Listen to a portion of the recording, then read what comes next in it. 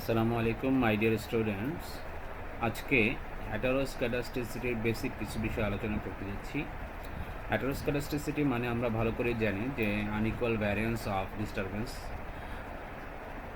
This is a problem for classical linear regression model, because classical linear regression মডেলের একটা assumption হলো the variance should be homoscedastic. So যদি আমরা হেটারোস্ক্যাডাস্টিসিটি face করি তাহলে ইট will create some problem to analyze the regression model. So let's move to the section 10.2, OLS estimator in the presence of heteroscedasticity. Consider a simple regression function where the only independent variable is xi and the dependent variable is yi, and there are two parameters beta 1 and beta 2, and the OLS estimator of beta 2 is beta head 2 is just equals to summation xi yi divided by summation xi square, যেটা আমরা chapter 3-তে পড়ে এসেছিলাম, এবং এটাকে যদি আরও simplified করা হয় then it will become like this: n summation xi yi minus summation xi summation yi divided by n summation xi square minus summation xi whole square. So আমরা যখনই আলোচনা শুরু করেছিলাম আমরা বলেছিলাম যে যদি হেটারোস্ক্যাডাস্টিসিটি থাকে তাহলে ওএলএস এস্টিমেটর কেমন হবে। সো আমরা ধরে নিচ্ছি যে এই মডেলে হেটারোস্ক্যাডাস্টিসিটি প্রবলেম আছে। So the variance of beta hat 2 should be summation xi square sigma i square divided by summation xi square whole square. এখানে i হলো ক্রস সেকশন ইন্ডিকেটর, যেটা রিপ্রেজেন্ট করছে যে আসলে ডিফারেন্ট অবজারভেশনের জন্য different variance হবে. That means here the heteroscedasticity problem remains, and if the model that didn't have heteroscedasticity problem, then the equation of variance should be like as shown in equation 11.2.3.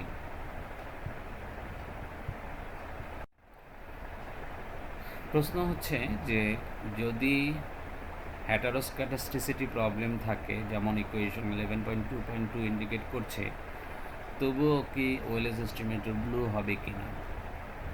So এখানে অ্যাপেন্ডিক্সে একটা proof দেখানো হয়েছে appendix 3.a-তে এবং section 3 appendix 3.a section 2-তে, যে যদিও হোমোস্ক্যাডাস্টিসিটি না থাকে একটা মডেলে, তবুও সেই এস্টিমেটরগুলো আনবায়াসড হবে এবং কনসিস্টেন্ট হবে। তার মানে একটা এস্টিমেটর আনবায়াসড এবং কনসিস্টেন্ট হওয়ার জন্য হোমোস্ক্যাডাস্টিসিটি থাকা কোনো জরুরি শর্ত নয়। কিন্তু কথা হলো যে আসলে আনবায়াসড এবং কনসিস্টেন্ট হলো, কিন্তু বেস্ট হবে কি না, বেস্ট হওয়াটাই এখানে একটা প্রশ্ন। বেস্ট হওয়ার একটা শর্ত হলো যে লিনিয়ার আনবায়াসড হওয়ার সাথে সাথে এস্টিমেটরগুলোকে মিনিমাম ভ্যারিয়েন্স রিপ্রেজেন্ট করতে হবে। সো যেহেতু আমরা ইকুয়েশন 11.2.2-তে দেখতে পাচ্ছি যে variance is changing and it could be increased, so এখানে মিনিমাম ভ্যারিয়েন্স অ্যাজাম্পশনটাকে ফেল করেছে ব্লু হওয়ার ক্ষেত্রে। সো এখানে আমরা বলতে পারি যে আসলে যখন হেটারোস্ক্যাডাস্টিসিটি প্রবলেম থাকে দেন ওএলএস এস্টিমেটরস আনবায়াসড এবং কনসিস্টেন্ট হতে পারে ঠিকই, কিন্তু বেস্ট হতে পারে না, because of not satisfying the assumption of minimum variance.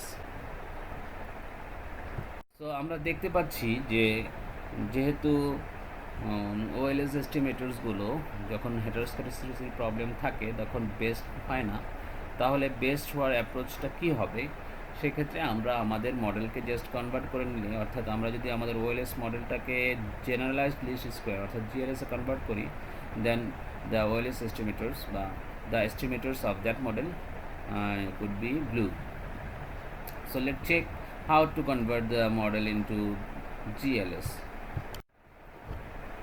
So এখানে আমরা জাস্ট আমাদের ইনিশিয়াল রিগ্রেশন মডেলটাকে we manipulate like equation 11.3.2, just we got the new equation yi equals to beta 1 xy plus beta 2 xi plus ey Here xy is nothing but which is equals to 1 for each observation, so that the both equation 3.1 and 11.3.2 remains the same.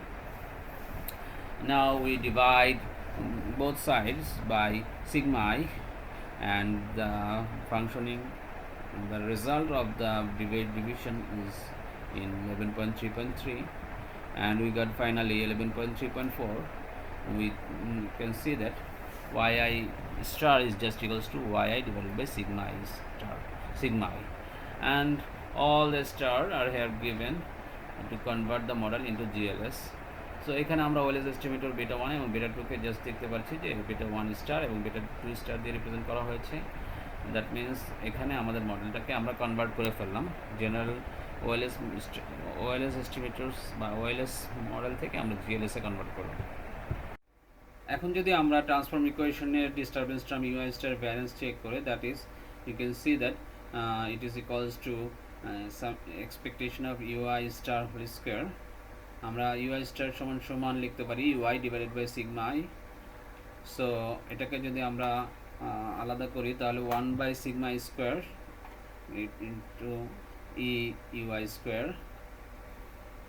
আমরা যেহেতু জানি যে variance is known, so 1 by sigma square এবং sigma expression u i square equals to sigma square আমরা জানি। So আমরা sigma square যদি কাটা দিই হর এবং লবের, সেক্ষেত্রে আমাদের ভ্যারিয়েন্স থাকে 1। তার মানে আমাদের এখন সব ক্ষেত্রে ভ্যারিয়েন্সের ভ্যালু হলো 1। তার মানে আমরা ইকুয়াল ভ্যারিয়েন্স পেয়ে গেলাম। That means the transform equation has variance which is homoscedastic. So আমরা যখন মডেলকে ট্রান্সফর্ম করছি এবং ট্রান্সফর্ম মডেলের উপর ওএলএস প্রসিডিউর অ্যাপ্লাই করছি, তখন এই মেথডকে আমরা বলছি জিএলএস অর্থাৎ জেনারেলাইজড লিস্ট স্কোয়ার মেথড। যেভাবে আপনারা দেখতে পাচ্ছেন আমাদের ইকুয়েশন 11.3.6 আমাদের জেনারেলাইজড লিস্ট স্কোয়ার মেথডের একটা রিগ্রেশন ফাংশনকে রিপ্রেজেন্ট করছে, যেটা আমাদের ক্লাসিক্যাল লিনিয়ার রিগ্রেশন মডেলের অ্যাজাম্পশনকে স্যাটিসফাই করে। সো জিএলএস এস্টিমেটরস আমরা কীভাবে বের করব, দেখেন আপনারা দেখতে পাচ্ছেন summation U hat I star square equals to summation Y I star minus beta 1 hat star X Y minus beta hat 2 star X Y whole square. Then আমরা যদি প্রত্যেকটা স্টার্ড টার্মের ভ্যালুগুলো বসিয়ে দিই, that means U hat I star সমান সমান আমরা জানি U hat I divided by sigma i, Y I star সমান সমান আমরা জানি Y i divided by sigma i. ঠিক একইভাবে এক্স ওয়াই স্টার সমান সমান X Y divided by sigma i, X i star সমান সমান X i divided by sigma i. আমরা ভ্যালুগুলো বসিয়ে দিলাম, তাহলে আমাদের ইকুয়েশন 11.3.7 দাঁড়িয়ে যায়। এখানে ইকুয়েশন 11.3.7 সলভ করলে আমরা বেটা হেড 2 স্টার অর্থাৎ জেএলএস এস্টিমেটর পেয়ে যাব, একই সাথে ভ্যারিয়েন্সও পেয়ে যাব। এটা আপনাদের অ্যাপেন্ডিক্স 11.8 দেখানো হয়েছে। এখানে একটা জিনিস খেয়াল রাখতে হবে যে ডাব্লিউআই সমান সমান আমরা 1 বাই সিগমা স্কোয়ার ধরেছি। Difference between OLS and GLS method. ওএলএসে আমরা আরএসএস অর্থাৎ রেসিডুয়াল সাম অফ স্কোয়ার অর্থাৎ সামেশন ইউ হ্যাড আই স্কোয়ারকে মিনিমাইজ করতে চাই। অন্যদিকে জিএলএসএসে আমরা ওয়েটেড আরএসএস অর্থাৎ weighted residual sum of square, that means summation W I U hat I স্কোয়ারকে মিনিমাইজ করতে চাই। এখানে ওয়েট হলো inversely proportionate to sigma I, তার মানে population with larger sigma I, অর্থাৎ যে পপুলেশনের সিগমা আই লার্জার হবে সে রিলেটিভলি স্মল ওয়েট পাবে, এবং যে পপুলেশনের সিগমা আই অর্থাৎ স্ট্যান্ডার্ড এরর স্মলার হবে সে প্রপোর্শনেটলি লার্জার ওয়েট পাবে টু মিনিমাইজ আরএসএস। আমরা ওএলএস এবং জিএলএস প্রসিডিওরের ডিফারেন্সটা বোঝার জন্য আমরা যদি এই গ্রাফটাকে লক্ষ্য করি তাহলে বুঝতে পারবো। দেখেন আমরা আনঅর্ডারেড অর্থাৎ ওএলএস এর ক্ষেত্রে আমরা এ বি এবং সি যেখানে আমরা ইররগুলো পাচ্ছি, অর্থাৎ এই ইররগুলোর জন্য আমরা ইউ হ্যাড আই স্কোয়ার করতে গেলে দেখা যাবে যে প্রত্যেক ক্ষেত্রেই সেম ওয়েট পাচ্ছে to minimise RSS in case of OLS estimator. But এখানে দেখাই যাচ্ছে যে তিনটার ক্ষেত্রে এ বি এবং সি এর মধ্যে সি ডোমিনেটস দ্য আরএসএস। বাট যখন আমরা জিএলএস করব তখন আমরা জানি যে যত বেশি আমাদের ডিস্টারবেন্স বাড়বে অর্থাৎ যত বেশি আমাদের স্ট্যান্ডার্ড এরর বাড়তে থাকবে, মানে আমরা রিগ্রেশন লাইন থেকে দূরে যেতে থাকবো, তত আমাদের রিলেটিভলি স্মলার ওয়েট হবে to regress to minimise RSS. So এখানে ইন কেস অফ GLS আমার C will get relatively smaller weight than B and A. GLS ব্যবহার করে যখন আমরা রেসিডুয়াল সাম অফ স্কোয়ারের ওয়েটেড ভ্যালুকে মিনিমাইজ করি তখন আমরা এটাকে বলি ওয়েটেড লিস্ট স্কোয়ার, এবং আমরা যে এস্টিমেটরগুলো পাই GLS মেথডে ওগুলোকে আমরা WLSও বলতে পারি, এবং WLS আসলে টেকনিক্যালি GLS এর একটা সাবস্টিটিউট নেম হতে পারে in that case. Consequences of heteroscedasticity in a regression model. যদি আমরা কোনো একটা রিগ্রেশন মডেলকে হেটারোস্ক্যাডাস্টিসিটি অ্যালাউ করি, অর্থাৎ হেটারোস্ক্যাডাস্টিসিটি থাকার পরেও আমরা ওএলএস এস্টিমেটর রান করি, দেন আমরা দেখব যে আসলে আমাদের ইউজুয়াল টি টেস্ট এবং app test procedure incorrect result দিবে, বিকজ আমাদের ভ্যারিয়েন্স আননেসেসারি লার্জ হবে। So it is not good to apply OLS estimators in the presence of heteroscedasticity, as it will provide incorrect result. যদি আমরা হেটারোস্ক্যাডাস্টিসিটি প্রবলেমকে দূর করার জন্য হোমোস্ক্যাডাস্টিসিটি formula ব্যবহার করি, অর্থাৎ আমরা জোর করে হোমোস্ক্যাডাস্টিক করি কোনো মডেলকে, সেই ক্ষেত্রে আমাদের রেজাল্ট আরও সিভিয়ার হবে, কারণ সেক্ষেত্রে আমরা আমাদের এস্টিমেটরকে বায়াসড পাবো এবং রেজাল্ট ওভার এস্টিমেট হবে অথবা আন্ডার এস্টিমেট হবে, depending on the level of standard error. তার মানে আমরা যদি হেটারোস্ক্যাডাস্টিসিটিকে ডিসরিগার্ড করি, তাহলে আমাদের স্ট্যাটিস্টিক্যাল ইনফারেন্স যেটা আমরা ড্র করব সেটা আমাদের মিসলিডিং রেজাল্ট দেবে। Now we will discuss about the detection methods of heteroscedasticity in a model. তো হেটারোস্ক্যাডাস্টিসিটি ডিটেকশন করার জন্য আমাদের কী কী মেথড আছে? আমরা দুই ধরনের মেথড ব্যবহার করি, একটা হলো ইনফর্মাল মেথড আর একটা হলো ফর্মাল মেথড। প্রথমে আমরা ইনফর্মাল মেথড নিয়ে আলোচনা করব। ফার্স্ট ইনফর্মাল মেথড হলো নেচার অফ দ্য প্রবলেম। আমরা প্রবলেমের নেচার দেখে অনেক সময় বুঝতে পারি যে এই ধরনের প্রবলেমে হেটারোস্ক্যাডাস্টিসিটি থাকতে পারে। যেমন প্যারিস এবং হাউথ হ্যাকার ওনারা দেখিয়েছেন যে এই কনজামশন এবং ইনকামের যে রিলেশনশিপ, সেখানে ইনকাম ভেরি করার সাথে সাথেই কনজামশনের চেঞ্জ হয়, এবং সেখানে ইরর ভেরিয়েন্সের ক্ষেত্রে প্রতি ক্ষেত্রে আমরা ডিফারেন্স ইন ভেরিয়েন্স পাই, তার মানে হেটারোস্ক্যাডাস্টিসিটি প্রবলেম থাকতে পারে। এছাড়া আরও অনেক সমস্যা যেগুলো হেটারোস্ক্যাডাস্টিসিটি ক্রিয়েট করতে পারে ক্রস সেকশন অ্যানালাইসিসের ক্ষেত্রে, বিশেষ করে যেমন expenditure in relation to sale, rate of interest rate, এগুলোর মধ্যে হেটারোস্ক্যাডাস্টিসিটি প্রবলেম ক্রিয়েট হতে পারে যদি আমি স্মল, মিডিয়াম এবং লার্জ স্কেল ফার্ম সব ধরনের ফার্মকে নিয়ে আসতে পারি। তার মানে কোনো একটা প্রবলেমের নেচারই আসলে ওই প্রবলেমের হেটারোস্ক্যাডাস্টিসিটি প্রবলেম আছে কি না এটাও বলে দিতে পারে। Secondly graphical method. এখানে আমরা গ্রাফের মাধ্যমে আমাদের দেখব যে আমাদের হেটারোস্ক্যাডাস্টিসিটির প্রবলেম আছে কিনা। সেই জন্য প্রথমে আমরা রিগ্রেশন রান করব, দেন আমরা ইউ হ্যাড আই স্কোয়ার বের করে সেটাকে ওয়াই এবং এক্স এর সাপেক্ষে আমরা গ্রাফে রিপ্রেজেন্ট করব।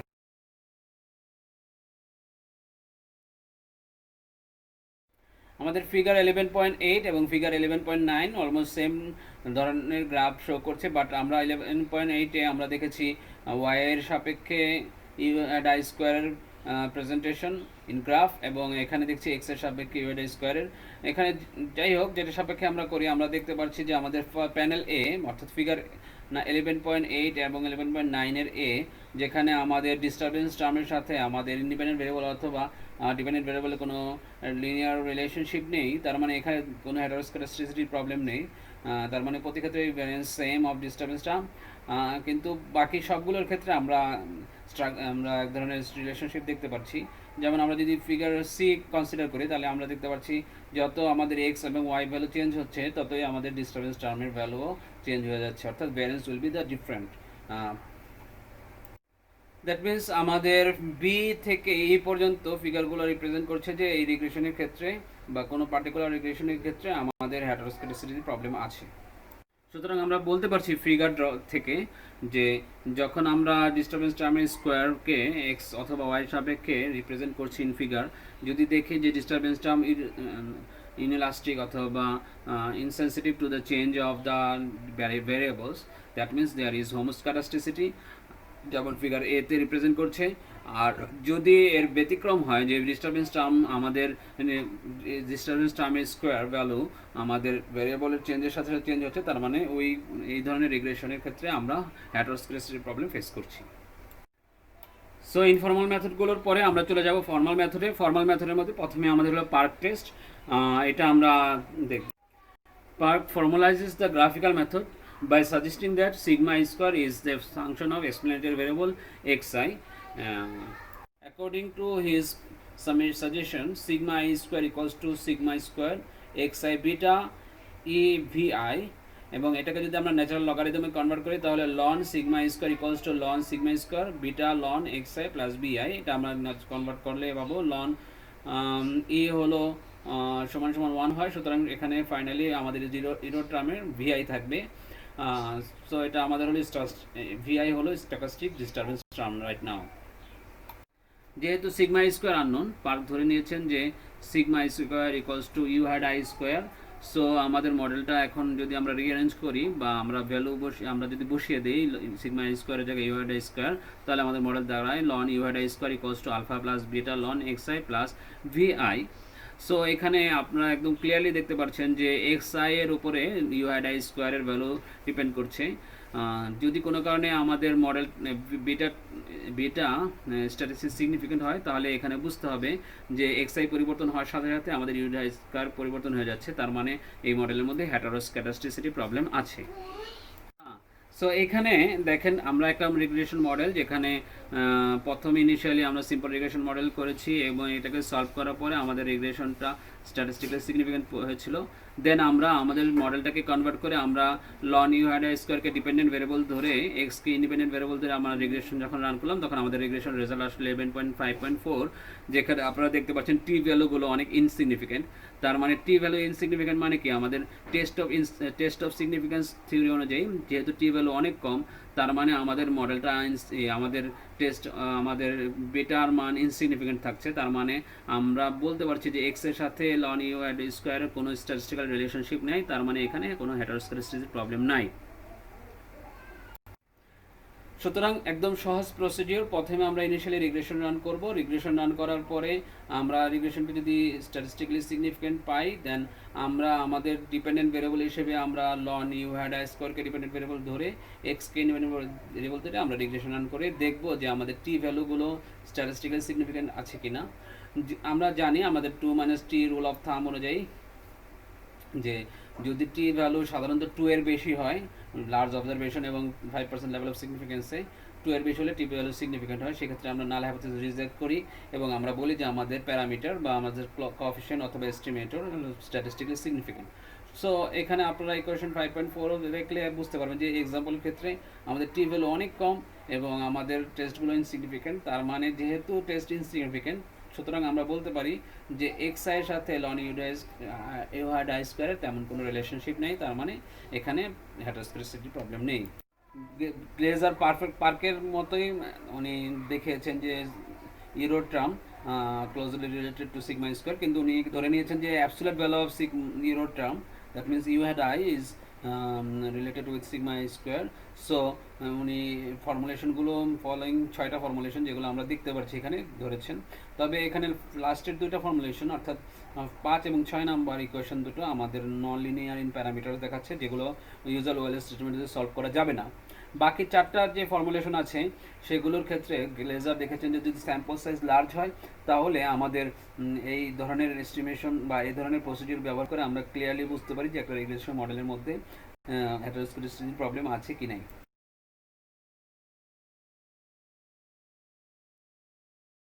সো একইভাবে আমরা যখন ইউ হ্যাড আইকে ডিপেন্ডেন্ট ধরে এক্সকে ইন্ডিপেন্ডেন্ট ধরে আমরা রিগ্রেশন রান করব, দেখুন আমাদের একটা রেজাল্ট চলে আসলে এখানে দেখতে পাচ্ছেন। আপনারা এখানে ভালো করে খেয়াল করলে দেখতে পারবেন টি ভ্যালুগুলো ভেরি ইনসিগনিফিকেন্ট, তার মানে আমাদের এখানে estimator also become insignificant, which means that যে এক্স এর চেঞ্জের কারণে ইউ হ্যাড আইয়ের তেমন কোনো পরিবর্তন হচ্ছে না, তার মানে u hat is insensitive to the change of X. তার মানে এই ধরনের এখানে আমরা বলতে পারছি যে there is no heteroscedasticity problem. একই সলিউশন যেই পার্কটি এক্সাম্পলটিতে সলভ করেছে এবং যেখানে আমরা দেখেছি হেটারোস্ক্যাটাস্টিসিটি প্রবলেম নেই, আমরা যদি গ্লেজার টেস্ট করি তাহলে আমরা এক্ষেত্রেও দেখতে পাচ্ছি যে এখানে হেটারোস্ক্যাটাস্টিসিটি প্রবলেম নেই। সো স্পেয়ারসম্যান র্যাঙ্ক কোরিলেশন টেস্ট করার জন্য প্রথমে আমরা র্যাঙ্ক কোরিলেশন কোএফিশিয়েন্টের ফর্মুলা ব্যবহার করি, RS = 1 - 6, মনে রাখতে হবে এটা 6, summation DI square n × n² - 1। D হলো difference in ranks assign to two different characteristics of the individuals and n হলো নাম্বার অফ ইন্ডিভিজুয়ালস এবং এখানে আমরা এই মডেলটা সলভ করার জন্য আমরা তিনটা স্টেপ ব্যবহার করি সাধারণত। ইনিশিয়ালি আমরা আমাদের নর্মাল রিগ্রেশন রান করি এবং ইউ হাইডার ভ্যালু বের করি, অর্থাৎ রেসিডুয়ালের ভ্যালুগুলো নিয়ে বের করি। দেন আমরা রেসিডুয়ালের ভ্যালুগুলো কে অ্যাবসলিউট ভ্যালু ধরে আমরা ডিপেন্ডেন্ট এবং ইন্ডিপেন্ডেন্ট ভ্যারিয়েবলের সাপেক্ষে এটাকে অর্গানাইজ করি বা অর্ডার করি। থার্ড, আমরা টি টেস্ট ব্যবহার করে আমরা টেস্টের সিগনিফিকেন্স জাস্টিফাই করি। এখানে টি টেস্ট ফর্মুলাটা দেওয়া আছে, দেখেন T equals to R S root over n minus two divided by one root over one minus R S square. R S হলো rank coefficients and D minus n minus two হলো degrees of freedom. এখানে example 11.3 আমাদের সেই প্রসিডিউরটাকে solve করে দেখিয়েছে। আমি আগে just আমাদের রেজাল্টটাকে দেখাচ্ছি, দেন আমি কিভাবে সলভ করতে হয় ম্যাথমেটিক্যালি এবং টেবিলেশন আকারে সেটা পরের স্লাইডে দেখাবো। এখানে জাস্ট খেয়াল করেন যে এখানে আমাদের প্রথমে র্যাঙ্ক বের হয়েছে 0.33, দেন র্যাঙ্কের সাপেক্ষে আমরা যখন টি ভ্যালু বের করলাম 0.99 আসছে, অর্থাৎ এই টি ভ্যালুকে আমরা যদি 10% লেভেল অফ সিগনিফিকেন্সে আমরা যদি টেবিলে নিয়ে মিলাই, এই calculated T value 10% level of সিগনিফিকেন্টও ইনসিগনিফিকেন্ট হবে, অর্থাৎ 10% লেভেলের ক্রিটিক্যাল ভ্যালুর চেয়েও কম হবে। তার মানে এই ক্ষেত্রে আমরা বলতে পারছি যে আমাদের টি ভ্যালু ইনসিগনিফিকেন্ট, দ্যাট মিনস আমাদের এই মডেলে কোনো হেটারোস্ক্যাটাস্টিসিটি প্রবলেম নেই। সো আমরা যদি এখানে ডাটা টেবিলটা দেখি, আমাদের এখানে ডিপেন্ডেন্ট ভেরিয়েবল হলো ইআই অ্যাভারেজ অ্যানুয়াল রিটার্ন এবং ইন্ডিপেন্ডেন্ট ভেরিয়েবল হলো standard deviation of average annual return. So এখানে আমরা আমাদের রিগ্রেশন ফাংশনটা যদি আমরা নর্মাল ওএলএস প্রসিডিউরে সলভ করি, যেটা আমরা চ্যাপ্টার 3তে দেখে এসেছিলাম, তাহলে আমাদের রিগ্রেশন ফাংশন হবে E I equals to 5.8194 plus 0.4590 sigma I. তার মানে আমাদের বিটা ওয়ানের মান হবে 5.8, যেটা নিচে দেখানো যাচ্ছে, দেখেন অবটেন ফ্রম দ্য রিগ্রেশন, এবং বেটা 2 এর মান হবে 0.45। সো আমরা যদি প্রত্যেকটা প্রতি ক্ষেত্রে আমরা স্ট্যান্ডার্ড এররের মান বসিয়ে দিই, অর্থাৎ প্রথম ক্ষেত্রে যদি আমরা ইকুয়েশনের ফার্স্টে যদি আমরা 12.1 বসাই, দেখেন খেয়াল করেন 12.1 বসানোর পরে আমাদের ভ্যালু আসতেছে 11.37 ইআই হ্যাড স্টারের। দেন আমরা যদি 21.4 বসাই ইকুয়েশনে, নিচে যে অবটেন ফ্রম দ্য রিগ্রেশন, এই ইকুয়েশনে যদি 21.4 বসাই, তাহলে আমাদের ই হ্যাড স্টার আসছে 15.64। দেখেন থার্ড কলামে এটা দেখাচ্ছি রেজাল্টটা। দেন আমরা যদি 18.7 বসাই, সিগমা স্কোয়ারের মান 18.7 বসাই, তাহলে ই হ্যাড আই স্কোয়ারের মান আসছে 14.40, আমরা থার্ড কলামে দেখতে পাচ্ছি। ঠিক প্রত্যেকটা সিগমা স্কোয়ারের মান বসালে আমরা এস্টিমেটেড ই হ্যাড আই স্কোয়ারের মান পেয়ে যাব, যেটা থার্ড কলামে দেখাচ্ছে। সো আমরা আমাদের ইরর বের করব। ইরর বের করার নিয়ম তো আমরা জানি যে অ্যাকচুয়াল ভ্যালু থেকে এস্টিমেটেড ভ্যালু বাদ দিলে আমাদের ইরর বেরিয়ে আসে। সো আমরা ফোর্থ কলামে দেখতে পাচ্ছি যে অ্যাকচুয়াল ইআই থেকে এস্টিমেটেড ইআই যখন আমরা বাদ দিচ্ছি, তখন আমাদের ইরর বেরিয়ে আসতেছে। দেখেন ইরর খেয়াল করেন, ভালো করে খেয়াল করলে বোঝা যাবে। সো ফোর্থ কলাম আমাদের দেখাচ্ছে যে রেসিডুয়াল তো আমরা সিম্পলি জানি যে আমরা অ্যাকচুয়াল ভ্যালু থেকে এস্টিমেটেড ভ্যালু বাদ দিলে আমাদের রেসিডুয়াল চলে আসবে। তার মানে কলাম 1 থেকে কলাম 3 বাদ দিলে আমাদের রেসিডুয়াল চলে আসবে। এখানে নেগেটিভ ভ্যালুগুলোকে আমরা পজিটিভ ধরে নিচ্ছি। দেন ফিফথ কলামে আমরা সিম্পলি র্যাঙ্ক করছি আমাদের রেসিডুয়ালকে। দেখেন সবচেয়ে বেশি যেটা ভ্যালু সেটাকে আমরা 10th র্যাঙ্ক দিচ্ছি, তারপরের ভ্যালুটাকে আমরা 9th র্যাঙ্ক করছি এভাবে। দেন তারপরের কলামে নেক্সট কলামে আমরা র্যাঙ্ক করছি সিগমা আই স্কোয়ারকে। দেখেন আমাদের সেকেন্ড কলামে যে সবচেয়ে হাইয়েস্ট ভ্যালু 21.7, এটাকে আমরা 10th র্যাঙ্কিং করছি। দেন তারপরের ভ্যালুগুলো আস্তে আস্তে র্যাঙ্কিংয়ে কমে আসছে। দেন আমরা নেক্সট কলাম আমাদের দেখাচ্ছে ডিফারেন্স বিটুইন টু র্যাঙ্কিং, অর্থাৎ সিগমা আই স্কোয়ার এবং ইউ হ্যাড আই স্কোয়ারের ডিফারেন্স।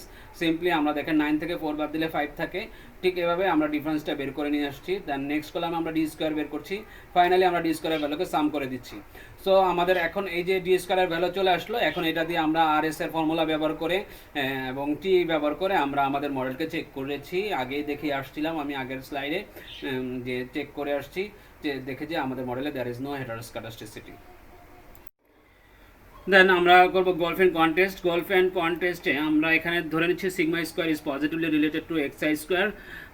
এখানে আমরা কয়েকটা স্টেপে কিছু প্রবলেম গল্ফ অ্যান্ড কন্টেস্টটা করব। প্রথম স্টেপ হলো আমরা এক্স ভ্যালুগুলোকে র্যাঙ্ক করব ছোট থেকে বড়, অর্থাৎ সবচেয়ে ছোটটা আগে, তারপরে এভাবে সিরিয়ালি ছোট থেকে বড় দিকে আমরা যাব ভ্যালুর। এভাবে আমরা এভাবে সিরিয়ালি অর্গানাইজ করব, অর্থাৎ ছোটোবেলাটা সবার আগে থাকবে, দেন ছোট থেকে বড়োর দিকে যেতে থাকবে। অর্থাৎ আমাদের অবজারভেশনগুলো, অর্থাৎ ইন্ডিপেন্ডেন্ট ভেরিয়েবলের অবজারভেশনগুলো আস্তে আস্তে ছোট থেকে বড়োর দিকে আমরা সাজাবো। দেন সেকেন্ড স্টেপে আমরা যে সেন্ট্রাল অবজারভেশন, অর্থাৎ মাঝামাঝি যে অবজারভেশনটা আছে সেটাকে আমরা ডিলিট করে দিব, এবং ডিলিট করে আমরা টোটাল অবজারভেশনগুলোকে দুই ভাগে ভাগ করব। অর্থাৎ যেই অবজারভেশন বাকি থাকবে সেন্ট্রাল অবজারভেশন বাদ দেওয়ার পরে, যেই কয়টা অবজারভেশন থাকবে সেইগুলোকে আমরা দুই ভাগ করব। দুই ভাগ করে আমরা উপরের প্রথম ভাগে পাবো স্মলার অবজারভেশনসগুলো, দ্বিতীয় ভাগে পাবো আমরা লার্জার অবজারভেশনগুলো। দেন থার্ড স্টেপ হলো যে আমরা প্রথম স্মলার অবজারভেশনের জন্য রিগ্রেশন রান করব, এবং সেখান থেকে RSS 1 বের করে আনবো, অর্থাৎ residual sum of square for first smaller observation, মানে ফার্স্ট গ্রুপের থেকে আমরা RSS 1 বের করবো। দেন সেকেন্ড লার্জার যে অবজারভেশনগুলো বাকি আছে সেকেন্ড পার্টে, দ্বিতীয় ভাগের, সেটার উপরও আমরা রিগ্রেশন রান করে সেখান থেকে RSS 2 বের করব। দেন আমরা ফোর্থ স্টেপে এসে আমরা ল্যামডার মান বের করব। Lambda equals to RSS 2 divided by degrees of freedom, RSS 1 divided by degrees of freedom, এই ফর্মুলা ব্যবহার করে আমরা ল্যামডার মান বের করব।